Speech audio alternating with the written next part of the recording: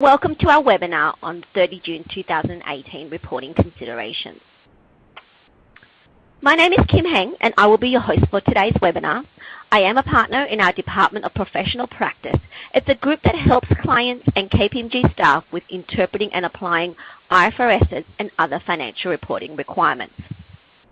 Joining me on this webinar today is Joe Rinarelli and Julie Locke, Manager and Senior Manager, and Ben Simahu, a Director within the firm. This slide helps put our webinar topics in context. ASIC's monitoring activities through their surveillance program continues with asset values and revenue recognition familiar themes. Additionally, ASIC is cleanly monitoring disclosures around how the new standards on revenue, financial instruments, and leases will impact your organization.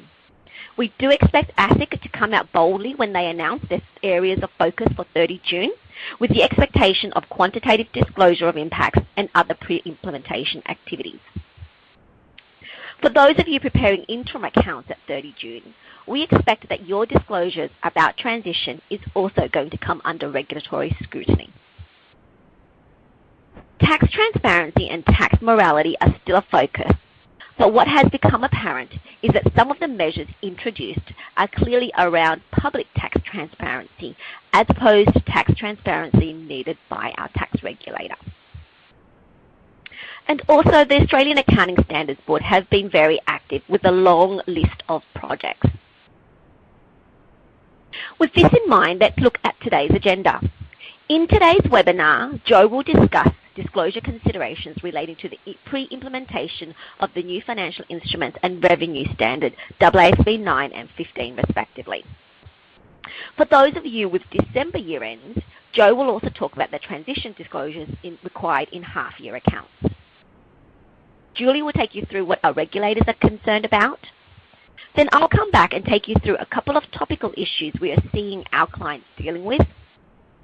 Ben will then discuss what's coming up, focusing on the standard setters activities, and then I'll wrap things up and respond to questions. If you have any questions about the topics we discuss, then please submit them using the Q&A function, and we will try to address as many of them as possible at the end of the webinar. If we do not have time to get to your specific questions, we will answer them through your usual KPMG contact separately following today. Next week, we'll be sending you a link to both the recording of this webinar and making the slides available, so please watch out for these. I'll now hand you over to Joe. Thanks, Kim. I'll now take you through what's new for 30 June interim and year-end financial statements with a specific focus on AASB 9 and 15. There are only a handful of new reporting requirements that are mandatory for the first time as at 30 June, and some of them will be familiar to those who listened to our December reporting webinar back in October.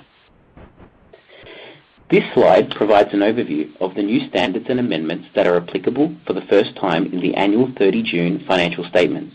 I won't go through all of these changes in detail as we have previously discussed the impact of these on financial years ending 30 June in our October webinar, but I will mention two changes that could have widespread application. As a reminder, the key changes in respect of AASB 107 Statement of Cash Flows are the additional disclosures on evaluating changes in liabilities arising from financing activities, including both changes arising from cash flows and non-cash changes. The amendment provides guidance on what these additional disclosures could look like, however does not prescribe the format. Feel free to refer to the KPMG Illustrative Annual Accounts for an example of this disclosure. The key changes in respect of AASB 112 income taxes clarifies the existence of deductible temporary differences depends solely on a comparison of the carrying amount of an asset and its tax base at the end of a reporting period, and is not affected by possible future changes in the carrying amount or expected manner of recovery of the asset. It also provides guidance on how to determine future taxable profit for the recognition test. If you require more information in respect of these changes, I would strongly recommend that you revisit the October webinar, which is available on our external website. Next, we have changes that will impact those on the webinar today that prepare interim financial statements for the half year ended 30 June and beyond. That is, entities with an annual financial year ended 31 December. The key changes we will touch on are the amendments to the share-based payment standard, which introduces new requirements for accounting for the effect of vesting and non-vesting conditions on cash-settled share-based payments, the impact on classification as equity or cash-settled of net settlement features for withholding tax obligations, and accounting modifications that change the classification of share-based payments from cash-settled to equity-settled. The Investment Property Standard Amendment provides more guidance on transfers to and from investment property.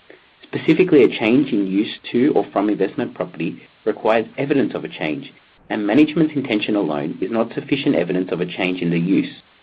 Entities who have changed the classification of investment property recently will need to ensure they meet the requirements of the new standard and may need to apply the transitional requirements if any changes do not meet this higher threshold for reclassification.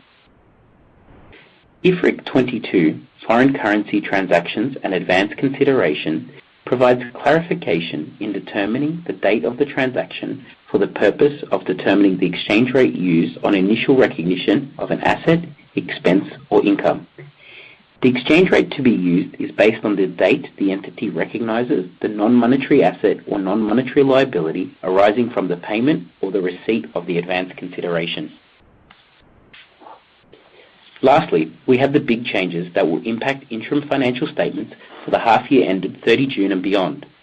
These are the adoption of AASB 9 and 15, which we'll go through in further detail on subsequent slides, and amendments to the Insurance Contract Standard, which provides relief to insurers when adopting 9 and clarification on the scoping of additional Australian-specific standards for insurers. Should you require additional guidance in respect of these amendments, we recommend you reach out to your KPMG contact. But let's first revisit the disclosure requirements for the 30 June annual financial statements associated with standards issued but not effective. The disclosure requirements in the accounting policies, changes in accounting estimates, and errors accounting standard requires an entity to disclose the possible impacts that the new Australian accounting standard will have on the entity's financial statements in the period prior to initial application. Accordingly, entities should consider whether the changes to share-based payments, investment property, foreign currency transactions, or the insurance standard are sufficiently material to require additional disclosure in their annual financial statements. For the remainder of my time, I'm going to focus on the disclosure requirements for 9 and 15 in 30 June annual financial statements, and will then move on to the disclosures required in 30 June interim financial statements for 31 December year-end. For a June reporter, given that the 1st of July is the date of the initial application of the new standard, there is an expectation that disclosures made in relation to the potential impact of these standards in 30 June financial statements are transparent, meaningful, and meet the requirements of the accounting standards and expectations of investors and ASIC.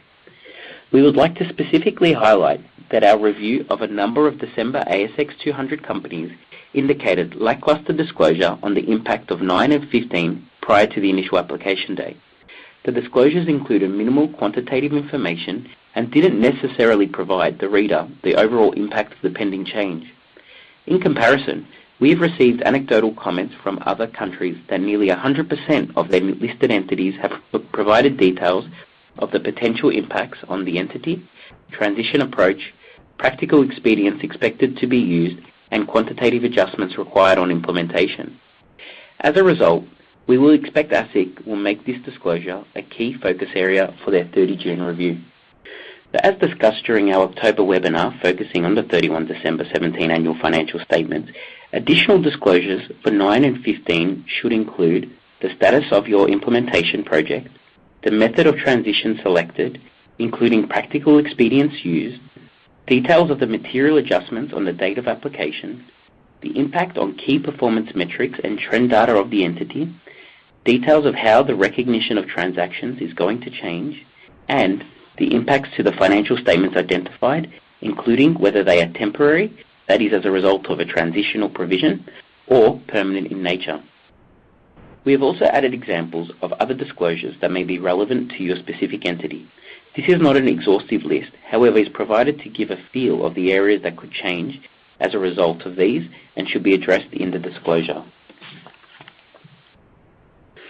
So now that we have gone over the disclosure requirements for the potential impacts of 9 15 in the 30 June annual financial statements for those who have yet to adopt the standard, let's look at the disclosure requirements in interim financial statements for those entities in their year of adoption. Many entities may be wondering what the requirements and expectations are for 30 June and 31 December interim financial statements. Whilst AASB 108, the standard dealing with changes in accounting policies and the disclosure requirements in AASB 15, does not apply to interim financial statements, there are specific requirements within AASB 134, the interim financial reporting standard. So what is required when preparing interim financial statements in the year of adoption?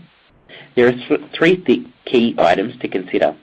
The first is disclosure of events and transactions that are significant to understanding of the changes in the financial position and performance of the entity since the end of the last annual reporting period. For instance, where AASB 9 and 15 have had a significant impact, entities are required to provide disclosures to enable users to understand the changes from the last annual report. These disclosures would generally not match the transition requirements contained in 15 and 108. However, they should include enough information for the user of the accounts to understand the change compared to the prior year. We expect that entities will include a minimum, the transition adjustments posted, the method of transition under 15, which is retrospective, modified retrospective, and cumulative, and, where relevant, details of the practical expedience used on adoption to 9 and 15. Secondly, if the accounting policies have changed from the last annual reporting period, AASB 134, the interim standard, requires a description of the nature and effect of the change are included in the half-year financial report. We expect that entities will include their new accounting policies under 9 and 15. Whilst these may not be as extensive as the annual disclosures, users should be able to understand how financial assets, financial liabilities, interest income, interest expenses, and revenue are being recognized in the interim financial statements.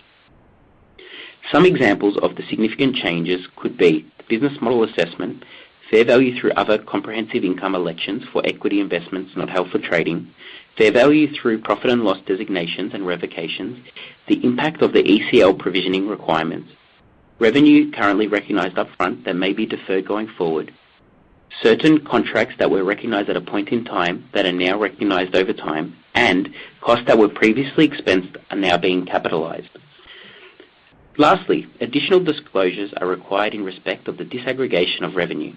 This disclosure is required in all annual and interim financial statements going forward. We will go into what is required for this disclosure in the next slide. Ultimately, the appropriate level of disclosure will depend on the entity's facts and circumstances and the impact of the new standard. To assist in these interim disclosures, we released the 2018 Interim Illustrative Disclosures and encourage you to refer to this document to better understand the types of disclosures required by the accounting standards and expected by the regulators. One of the new disclosures that entities are required to make in their 30 June interim accounts is a disaggregation of revenue into categories that depict how the nature, amount, timing, and uncertainty of revenue and cash flows are affected by economic factors. This disclosure has been added as many users felt the single revenue line on the income statement did not help them adequately understand how an entity was earning its revenue, and information was more meaningful when it was disaggregated at a lower level. The method and extent of an entity's disaggregation of revenue will be based on the facts and circumstances of the specific entity. Examples of how an entity can meet the disaggregation requirements include geography, type of good or service, market or type of customer, type of contract, contract duration, time of transfer of goods or services, or the sales channel. When selecting how to disaggregate revenue, entities should also consider how revenue is disaggregated for other purposes, including earnings releases, annual reports, investor presentations, and information reviewed by the CODM, which is the Chief Operating Decision Maker. We would also like to highlight in this section that a number of regulators have raised issues with the financial statement disclosures of early adopters of 15, which has resulted in a number of companies committing to provide additional or expanded disclosures in future financial statements. Although these findings have been predominantly on year-end accounts, regulators have identified disaggregation of revenue as one area requiring additional disclosures. This completes my update of the newly effective accounting standards, and I'll now hand over to Julie. Thanks, Joe. I'll provide a brief update on how our regulators' activities may impact your 30 June 2018 reporting. So what have the regulators been up to in the past 6 months with regard to periodic financial reporting? In short, they continue to focus on similar areas. Let's first look at ASIC. Let's check on this with reference to its recent financial statement surveillance activities and expected areas for 30 June 2018. So firstly, to financial statement surveillance. As most of you would be aware, ASIC reviews the financial statements of listed and public interest entities on a 6-monthly basis and releases a summary of its findings from these reviews. We see here the outcome of ASIC's most recently reported surveillance results for financial statements that it surveyed for the 30 June 2017 annual reporting period, so for last year. The results for their 31 December 17 review will not be available for another couple of months. In respect of the 30 June 17 reporting season, ASIC reviewed the financial reports of 220 entities, and it made inquiries of 50 entities on 54 matters. And the chart shows where inquiries were made. These findings from ASIC are, not surprisingly, also consistent with ASIC's media releases over the past 6 months. You will no doubt be aware that ASIC will issue a media release where, in a subsequent reporting period, entities have to their accounting or disclosures, such as write-down of assets, an amendment of revenue recognition or expense deferral, or consolidation of entities where they have not been consolidated previously. As we can see, over 1/3 of ASIC's concerns relate to impairment and other asset values. And recognition of revenue and tax accounting rounded out the top 3 areas of where inquiries were made.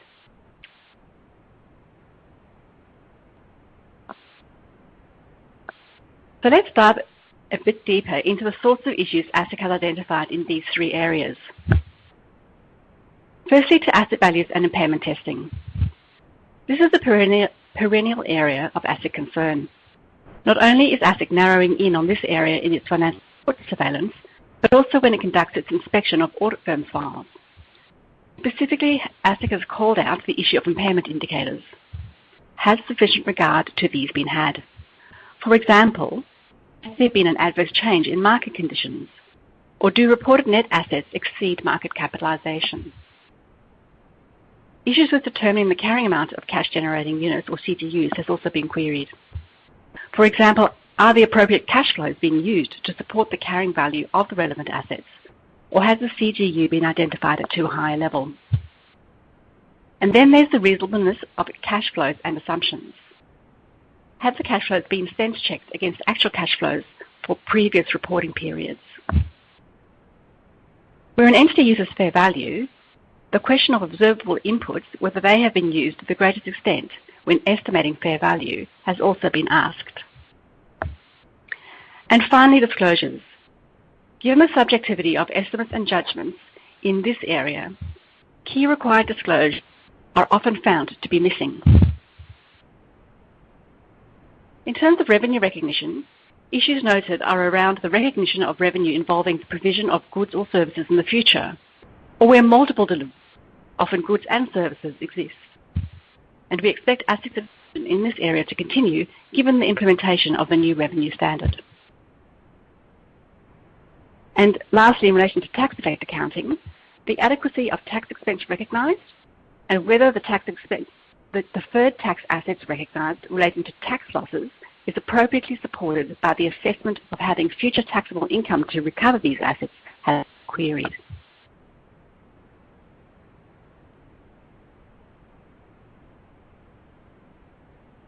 And this leads us to ASIC's focus areas for this reporting season. You can also see the consistency across the matters inquired of in the Financial Statement Surveillance Program and those matters that ASIC releases as its focus areas on a 6-monthly basis. Now just note that the areas that are on this slide are not those for 2018, as they will only be released by ASIC later this month or early next. But these are those that were advised for 31 December 2017. And from our discussions with ASIC, we expect the areas of focus for 2018 to be consistent with those shown here. As Joe highlighted, Expect also to see a further emphasis on the disclosures for the new standards relating to financial instruments and revenue. Not only do we expect further comments around pre-implementation impact disclosures for annual financial years, but some commentary around transition disclosures for financial statements at 30 June 2018. Because we know that other global regulators have already communicated that these aspects will be under the spotlight in their jurisdictions. Another reminder observed from ASIC's media releases is that it is still acting on companies that are not lodging their financial statements as required, particularly with respect to companies that hold Australian financial services licences. In the past 6 months, at least 3 companies holding AFSLs have had their licences suspended due to failure to lodge their financial statements as required by the Corporations Act. Well, that brings us to the end of matters relating to ASIC, and we'll now turn to the activities of our other regulator, the Australian Tax Office.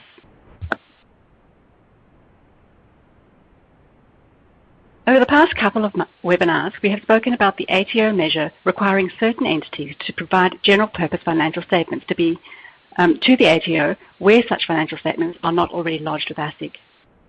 KPMG has prepared a practical application guide covering the legislation and the relevant considerations around it, and this can be found on our website. As such, I do not propose to go through how to determine if an entity has such an obligation or the various options available to comply with the legislation. This is all detailed in our practical guide. But for those across the requirement or who attended one of our last 2 webinars, let's see if you can recall at a high level those entities that are likely to be most impacted by the General Purpose Financial Statement Tax Transparency Measure. And essentially those entities meeting the definition of a significant global entity and lodging a tax return in Australia in the category set out before you are those entities that we believe will be most impacted. Foreign and locally owned companies who have traditionally prepared special purpose financial statements lodged with ASIC, or foreign-owned companies that are small proprietary companies and are therefore, under certain circumstances, not required to prepare financial statements, then those companies that receive some type of ASIC relief from preparation and or lodgement, such as grandfathered proprietary companies. Now, the budget did announce a broadening of the definition of significant global entity. However, this will only apply to income years commencing on or after 1 July 2018.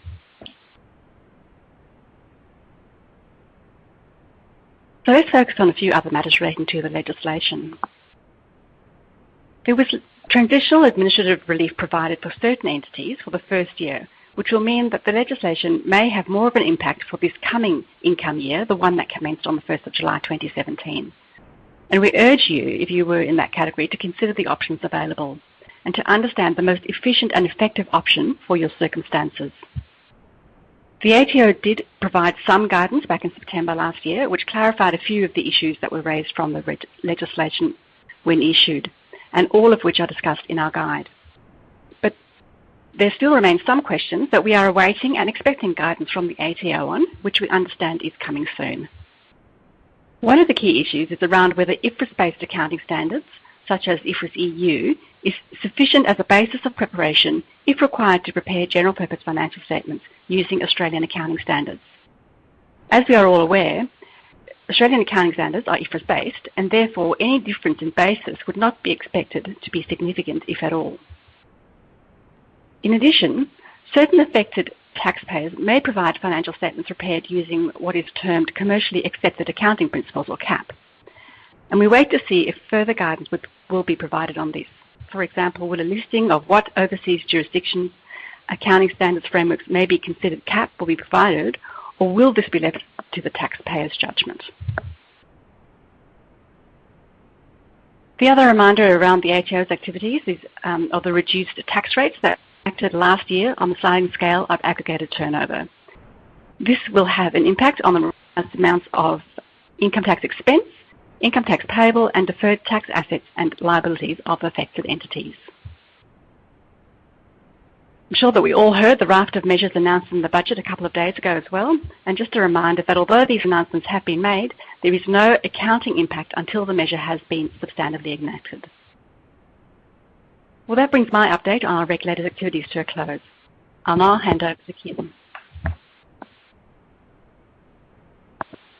Thank you, Julie. I now wanted to highlight a few areas where we've recently experienced either a spike in queries from our clients or practical recurring issues relating to the preparation of financial statements. The first relates to a requirement by the forthcoming new leases standard AASB 16. An entity has a choice of applying the new leases standard fully retrospectively or using a modified retrospective method with the cumulative effect of initially applying the standard recognized at the date of initial application.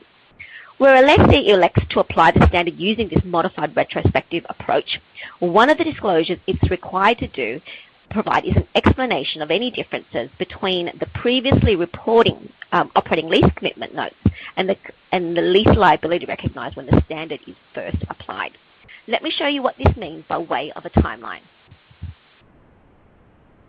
So the new lease standard is applicable from 1 January 2019. So for a 30 June annual reporter, this will be from 1 July 2019. 1 July 2019 is known as your date of initial application. At 30 June 2019, you will disclose in the notes to the financial statements your operating lease commitments under AASB 117. At the date of initial application, you recognize your lease liability in the balance sheet under AASB 16. Come 30 June 2020, your first annual reporting period under the new standard, if you elect to apply the modified retrospective method of applying the new standard, which we expect the majority of companies to do, then you need to show a reconciliation of what you disclosed in your 30 June 2019 financial statements about your operating lease commitments to the lease liabilities you recognize in the balance sheet at the date of initial application. The reconciliation may look something like this. Generally, the operating lease commitment note is not a high priority. We recommend that this year end may be a good opportunity to focus more closely on the operating lease commitment note, especially as many companies are disclosing the expected impact of the new lease standard by pointing to their operating lease commitment notes and to mitigate any unexplainable reconciling items when you first apply AASB 16. Of course, for a December reporter, this is a matter to address more carefully at 31 December 2018.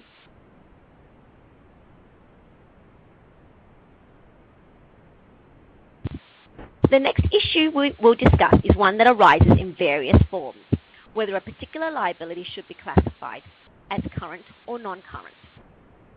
I'd like to discuss this by way of reference to revolving facilities. Should liabilities drawn under revolving facilities be classified as current or non-current? As a reminder, let's look at the requirements of accounting standards with respect to the classification of a liability as current.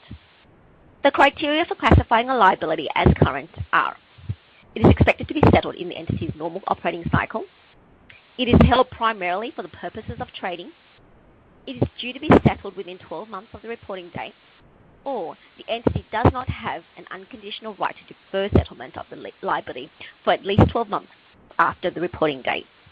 All other liabilities are classified as non-current. Let's look at a specific example. In this example, an entity enters into a 5-year US $350 million revolving credit facility. The facility would be used for general funding requirements. An entity can draw down a maximum of 10 tranches at any time, and for each tranche they draw down, they must nominate a tenor. On maturity of each tranche, the company can roll over the tranche up to a maximum of the 5-year maturity of the facility. Condition precedents for each drawdown or rollover are perfunctory in nature, and it is concluded that the ability to roll over is within the control of the entity. As a matter of internal governance, management must submit a proposal to an executive level committee outlining the amount of funding that will be drawn down and the amount to be repaid in each reporting period. Therefore, management knows at the period end how much of the facility will be repaid within the next 12 months. And historically, there have been relatively minor deviations from these plans. The issue here is whether a portion of the outstanding liability to be repaid within 12 months is recorded as current at the reporting date. Okay. So clearly the liability is not held primarily for trading purposes. The requirement for liability to be recorded as current because it is expected to be settled in the entity's normal operating cycle typically relates to working capital type balances. Therefore, this criteria does not apply. For liabilities such as revolving facility, we look to the contractual terms of the instrument in order to determine the appropriate classification. Therefore, despite the fact that management may have a firm intention to repay a portion of the outstanding balance within 12 months, they still retain an unconditional right to defer payment until maturity of the overall facility, that is 5 years. And therefore, the liability should be recorded as non-current between years 1 and 4.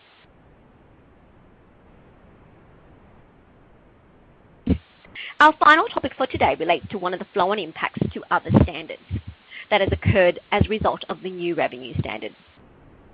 So there's no specific guidance in the inventory standard about when to recognize inventory. And currently we look to when a company obtains significant risks and rewards of owning the inventory.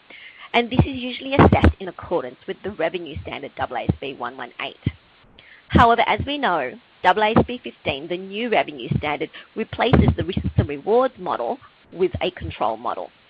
Therefore, in our view, inventory should be recognized when the entity obtains control of the inventory assessed in accordance with the criteria in AASB 15. Let's look at an example. Here we have a customer who enters into a 2-year master supply agreement with a supplier for the manufacture of customized bottles. Under the MSA, the customer does not have a minimum quantity of bottles to purchase. The customer submits purchase orders for bottles as they need them. If the customer cancels a purchase order for convenience, they must pay the supplier for any work in progress and any finished goods manufactured by the supplier at the time of cancellation. The supplier has no alternative use for these bottles.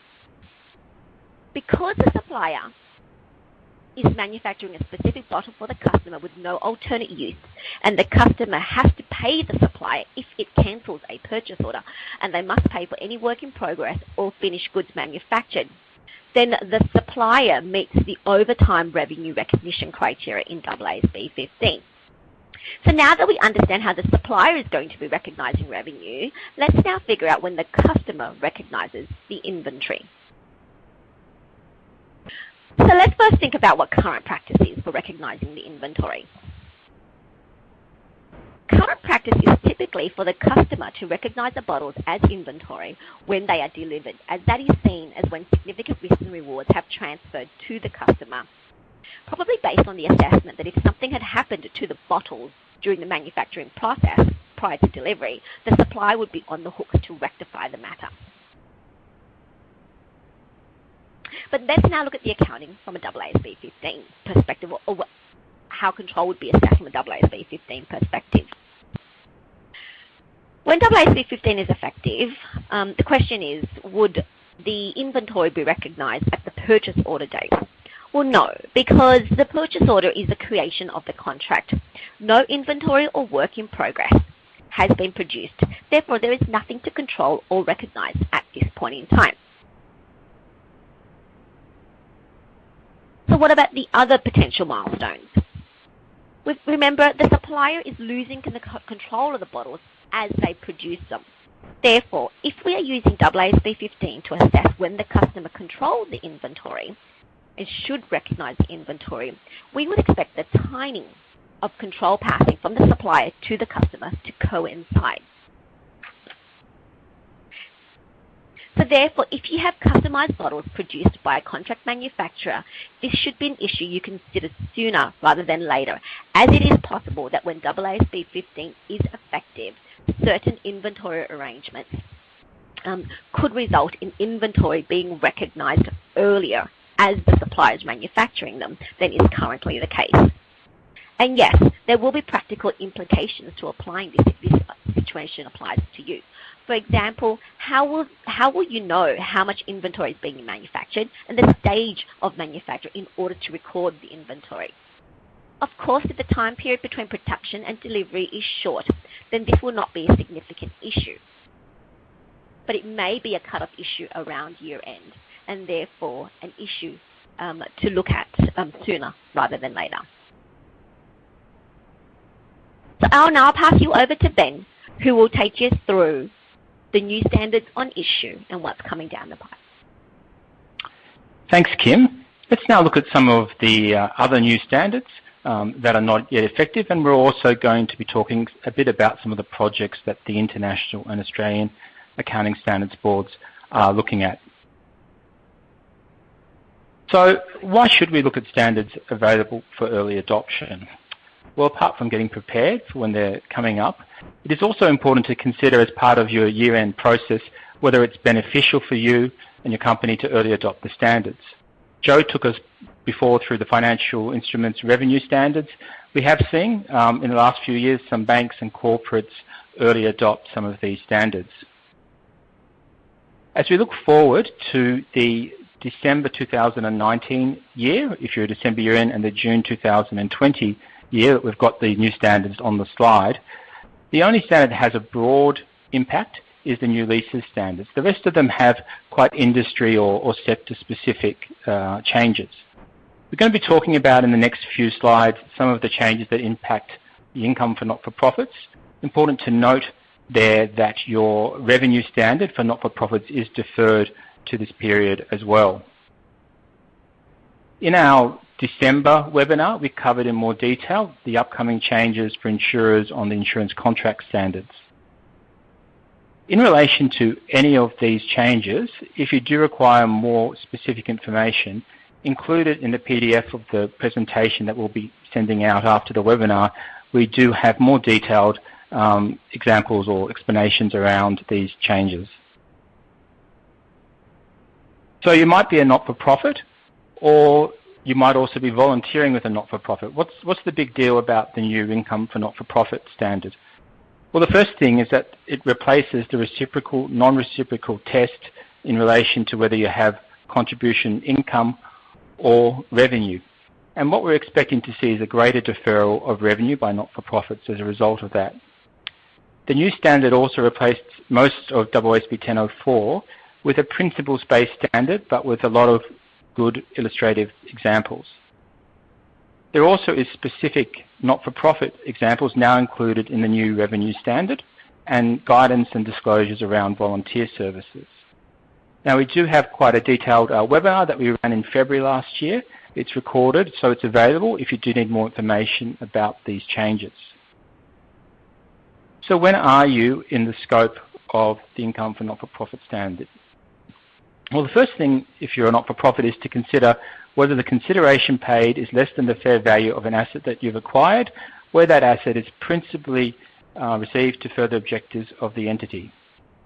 So a classic example might be a donated asset. Once you're in the scope of the standard, there is a requirement to consider whether that transaction or arrangement is an enforceable contract and whether it has sufficiently specific performance obligations. Now, this is the real key test in terms of the new standard, and it's the test that we see that has the most implementation questions. If the answer to that question is yes for both, then you go to the new revenue standard and look at the implementation guidance for not-for-profits. If the answer is no, then you go to the other standards that might be applicable. For example, the leases standard, the financial instrument standard, or you might have contributions from members that you need to deal with. Any difference between the two is then immediately recognized as income. Note, there is an exception where you receive a financial asset to construct a non-financial asset. So you might receive some cash to construct property, plant, and equipment, and there's a specific criteria that applies in those situations. Now, we are planning to run a webinar towards the end of this year for not-for-profits that will cover off on some of these implementation issues that I've been discussing. So why are we talking about the conceptual framework? Well, the conceptual framework is the building blocks of our accounting standards. And in March this year, the International Accounting Standards Board has revised its conceptual framework, and it's applicable for years beginning 1 January 2020 onwards, with early application permitted. What are the changes with this new conceptual framework? Well, there's changes to measurement concepts. So when is it appropriate to measure things at historical cost versus, say, your recoverable amount? There's presentation and disclosure concepts around when should you be booking something in P&L as opposed to other comprehensive income. There's derecognition guidance around when you should be taking off assets and liabilities on your balance sheet. There are some updates to your definitions of asset and a liability, focusing more on economic resources rather than future economic benefits. There's also a change in the recognition criteria, including some discussion around whether that recognition faithfully represents the transaction. There is some clarifications around principles of prudence, stewardship, measurement, uncertainty, and substance over form. We'll talk a bit more about the conceptual framework when we get to some of the AASB projects. So what's on the agenda of the Accounting Standards Boards in terms of a project point of view? We're going to focus on those that are going to be implemented soon, and two of these that we think are relevant discussing is your definition of business and classification of liabilities. So why is the definition of business so important? Well, when it comes to a business combination, the accounting can be quite different to when you have an asset acquisition. When you have a business combination, you will potentially recognize goodwill, deferred tax assets and liabilities, and you'll be expensing those acquisition-related costs. When you have an asset acquisition, you generally won't be booking goodwill. You'll apply the initial recognition exemption and not be booking deferred tax assets and liabilities in most cases. And you can, in certain cases, capitalize those acquisition costs. So quite different outcomes. So the change in definition is actually likely to result in more transactions being treated as asset acquisitions as opposed to business acquisitions.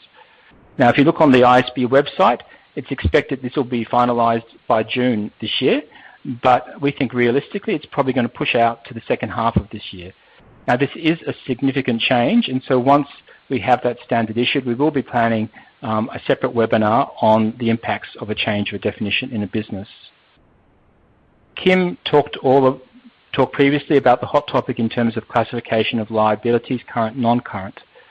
There's a change that's going to clarify whether to classify a debt as current or non-current if a right to renew debt exists. So it's taking away some wording around discretion in relation to, and also whether something's unconditional. Now, these changes are subject to the boards considering the changes in the conceptual framework, but we are expecting a standard in the second half of this year. Just rounding out with another change, if you do have property, plant and equipment that you've constructed and you're testing it or you're using it before it's in its intended use, there's clarifications that should be recognised as revenue through P&L.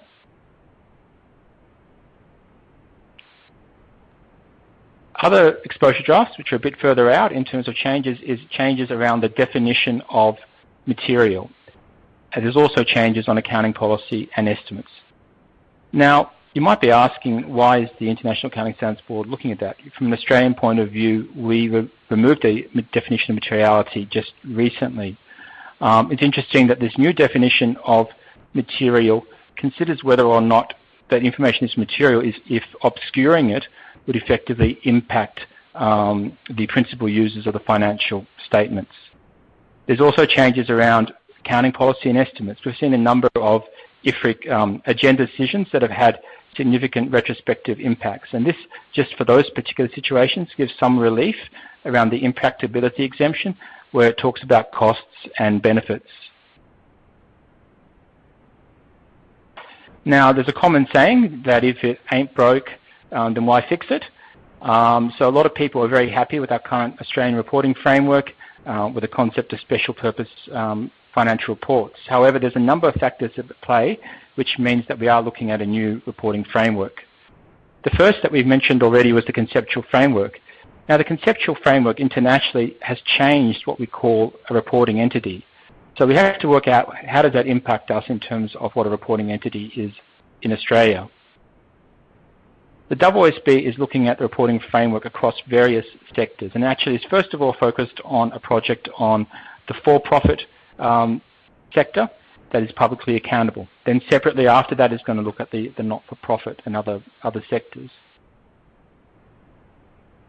There's also changes around the disclosures that you need to include, and we are doing reduced disclosure regime.